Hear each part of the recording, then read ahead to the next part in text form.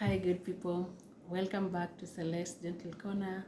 I am your host, Celestine, and this is my space where I do share my reflections. I also do share light conversations. I also do share just ordinary day to day life lessons. So I do welcome you to engage with me in the comment section. I welcome you to subscribe to this channel. I welcome you also to like the videos and also share with your friends. They might learn a thing or two. So karibu sana, let's grow, let's continue to grow together. So today is one of those days that I want to break the rule a bit. I said here we discuss light conversations, but today conversation is it's a bit too heavy and it's a bit too personal as well. It's an experience that I do not wish on anyone, but unfortunately it's also a part of life. It's something that at one point every one of us gets to experience. Yes, so what I'm talking about is grief, and grief from losing a loved one. At one point or the other, any of us, or at one point somebody will experience losing a loved one. It's something that we cannot escape, but at one point we get to experience it. So what I want to talk about is lessons that I learned, or things that I picked up from my own experience of grieving. So a little background. I lost the grieving that I'm talking about is from the loss of my parents. So 6 years ago, I lost my dad in 2019. That could be 7 years ago. Then in a span of 7 months, I lost my mom, and both of them, I lost them to cancer. And I can say that that was the lowest season of my life. Other than grieving, I was trying to understand what motherhood is. I was a first-time mom. Other than that, I was also experiencing job loss. So I was handling grief from the loss of loved ones. I was handling grief from job loss. I was handling the shenanigans that comes with postpartum. So it was a very heavy season for me. But today I will really just focus on the losing the loved ones. It was something that I'd never experienced. That was the first time that death was hitting home. And I can assure you, it was the darkest season of my life. So today I'm just here to share things that I picked up from my own experience. And one of the things that I've come to learn 6 or 7 years later is that there's no formula to grieving, and there's no timeline to grieving. And this is just to tell the people who normally maybe, give people timelines, or give people, like direct how other people needs to grieve. That needs to stop, because I know there's a textbook way that is written on how grief goes. It's about 5 stages of anger. Is it denial, then anger, then depression, then acceptance? But kwa ground, as Kenyans will say, it does not go that way. Sometimes you could find yourself in anger stage, then you jump to acceptance, or you go through all the 5 stages and then come back to stage 1 and you start all over again. So there's no formula, there's no timeline, it is not linear, it is just the way it happens to you. So allow people to grieve. If they want to grieve forever, allow them to grieve. It gets better with time, but it doesn't go away. I can say 7 years later or 6 years later of losing my loved ones, one of this, there are days where maybe we're just discussing as siblings and the memories come flashing all over again. And I shed a tear, or I shed lots of tears. Or there's one day you're just sitting and, going through your gallery and you find their photos, or you find maybe a memory, and you find, or sometimes you could be going through a difficult time as a woman, and I really wish my mother could be there, and the emotions come flashing again.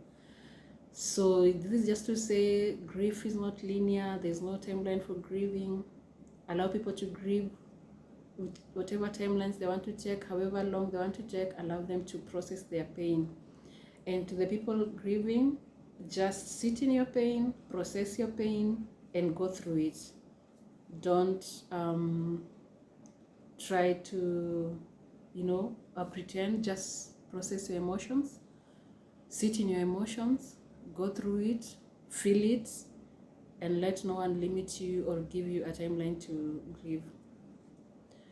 Number 2, what I learned about myself is now grief made me to really relate with other people's pain, but generally people's pain. And one thing that I've realized is cancer cases stopped being statistics.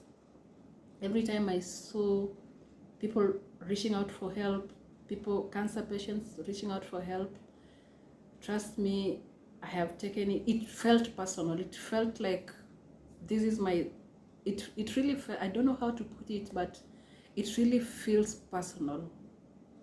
When someone has lost a loved one, it really feels personal to me. And I found myself, I know I can't feel the same way they're feeling, but at least there's something I feel for them. There's a compassion I feel for them.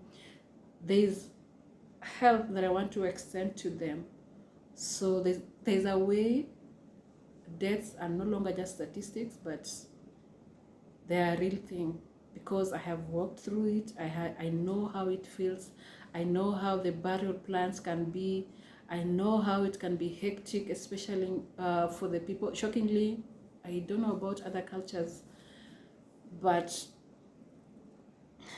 where I come from, you don't even have time to grieve during that period where you have lost your loved one, because people come and expect you to give. Instead of people coming and helping you through the process, people, especially extended family members, they come and expecting you to, give of your time, give of your energy, give of, so you really don't have time to grieve during that period. You are just immersed in the planning, in the looking out for visitors who are coming and all that. But that has made me to be very gentle with other people, and knowing and trying to be in their shoes. Even as I offer help, I really know what areas, not certainly, but at least I have a feeling of what areas could be lagging behind, or what areas those people would require help. So that's one of the things that grief taught me. The other one that that really personal to me is there's some trauma that came with that grief. For a period, I dreaded late night calls. If anyone called me at night, my mind suddenly processed that there's danger, or my mind suddenly processed that somebody is dying somewhere, or there's just a bad thing happening. So especially when those calls came from family, for a season, for now it has gone down, but for a season I had that trauma. I dreaded late night calls. I really dreaded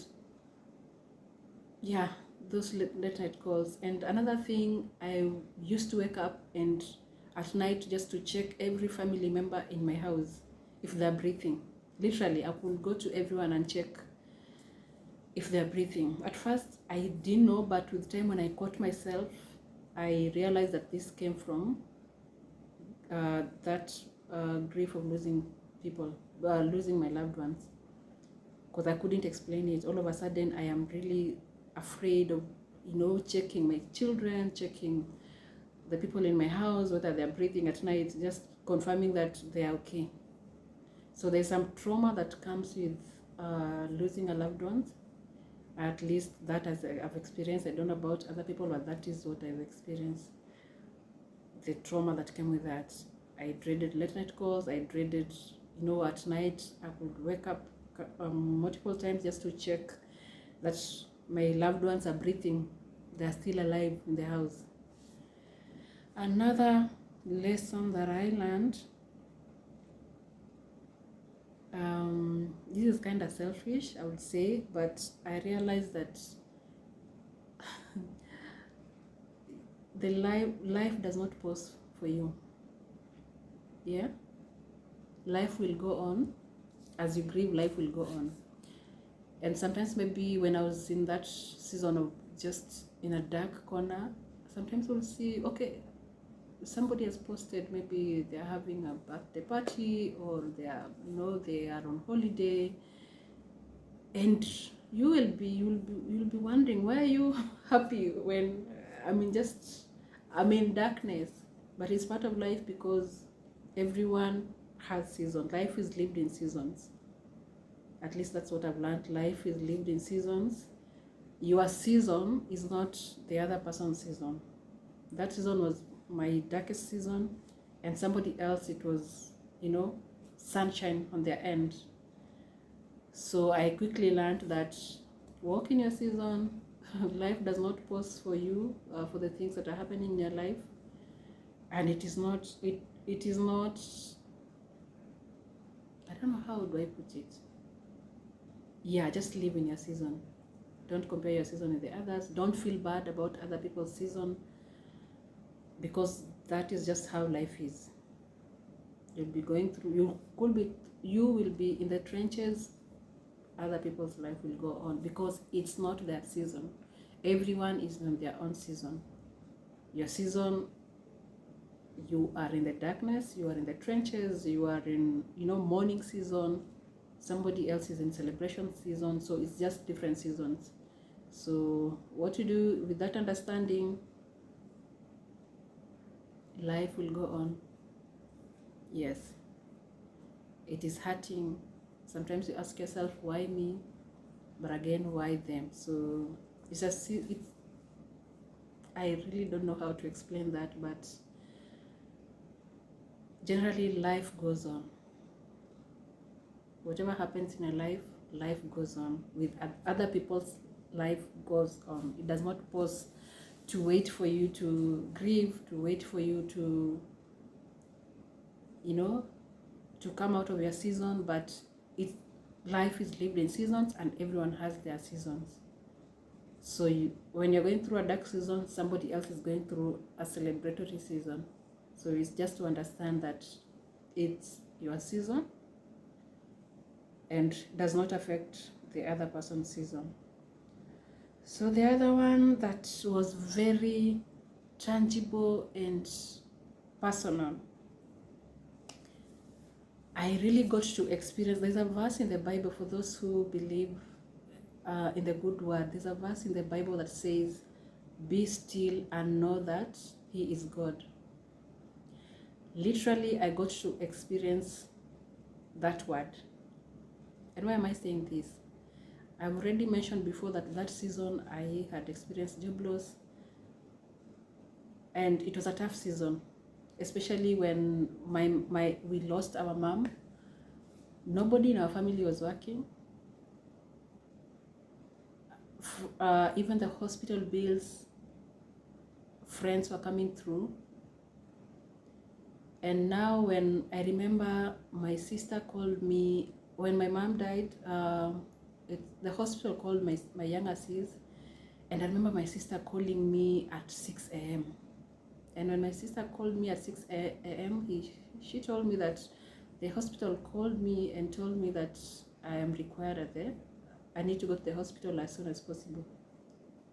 And previous to that, I had had a very tough night. I was just battling things that I didn't know, and I didn't sleep well. So when my sister called me, I think I just knew we have lost our mom. And quickly, I just thought about, my God, I don't have a shilling on me. We don't have a shilling on us as a family. There's hospital bill. There's transporting the body from Nairobi, because my mom died in Nairobi, transporting the body from Nairobi to Western Busia. And I just told God, I felt helpless. And when I felt helpless, I didn't have anywhere to look at. I didn't have anything that I could hold onto.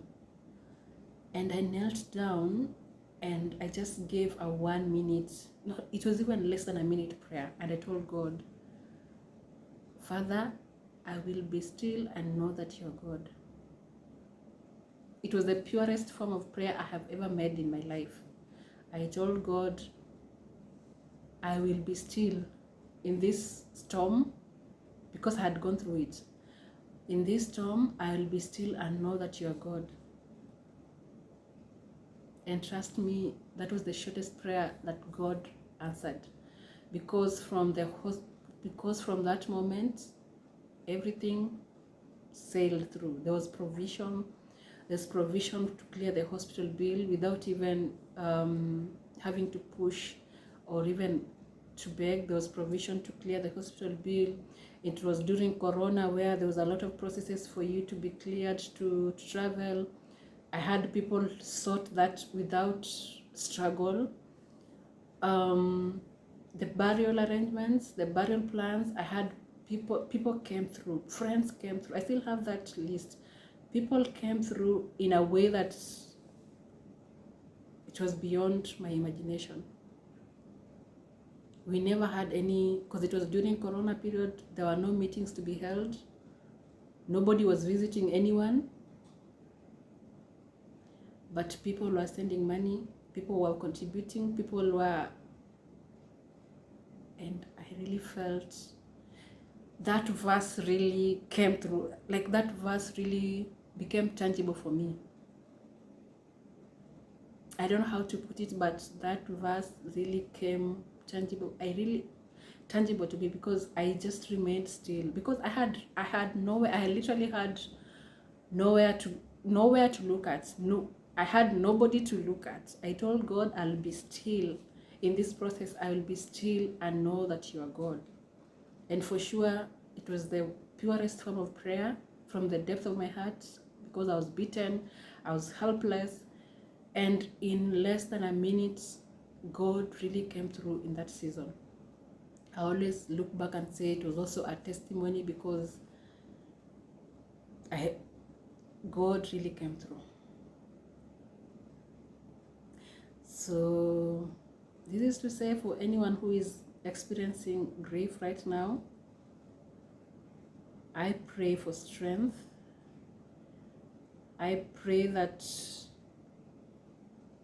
God will take you through it. I also pray that you will not rush it. Nobody should rush you.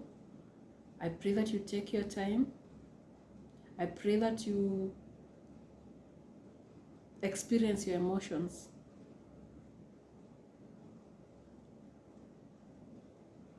I also pray that you have support around you, that God will send men and women to hold you, to help you, to provide where there is lack, to hold you in prayer. Yeah, that's my prayer for you. That Lord, may God send men and women, because God works through men and women. May God send men and women to help you in every need that you may experience. Let God send you men and women who will hold you, who will not rush you, who will understand you, who will understand your needs during this season. That's my prayer for you, for anyone going through grief. And for the people who've gone through grief, kindly, I also invite you just to share what lessons did you pick during that difficult season.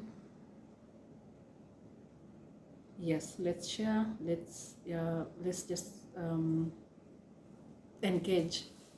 It's a difficult season. It's an experience that I do not wish on anyone, but unfortunately, it's part of life. It's something that will come at any one point.